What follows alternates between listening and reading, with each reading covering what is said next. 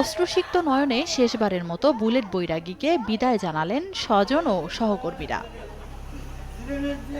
কুমিল্লার পানপট্টি এলাকায় বুলেটের বাড়িতে শোকের মাতম।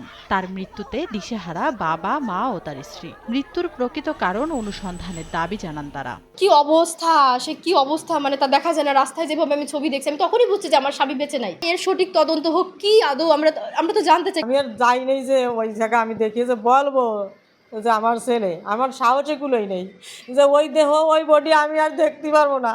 এদিকে কাস্টমস কর্মকর্তা বুলেটের মৃত্যুতে সদর দক্ষিণ থানায় মামলা করা হয়েছে। মৃত্যুর রহস্য উদ্ঘাটনে কাজ করছে পুলিশ। কুমিল্লা জেলা পুলিশের একাধিক টিম এই তদন্তের জন্য কাজ করে যাচ্ছে। আমরা তদন্তের জন্য সর্বোচ্চ চেষ্টা করে যাচ্ছি রহস্য উদ্ঘাটনের জন্য। ট্রেনিংয়ের ক্লাস শেষে সে এই শুক্রবার রাত্রে এখানে এসে নামে।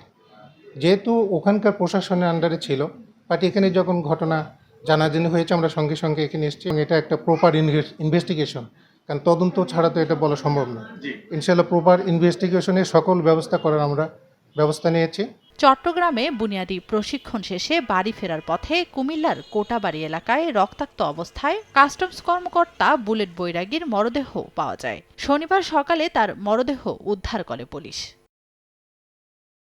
সময় সংবাদ, কুমিল্লা।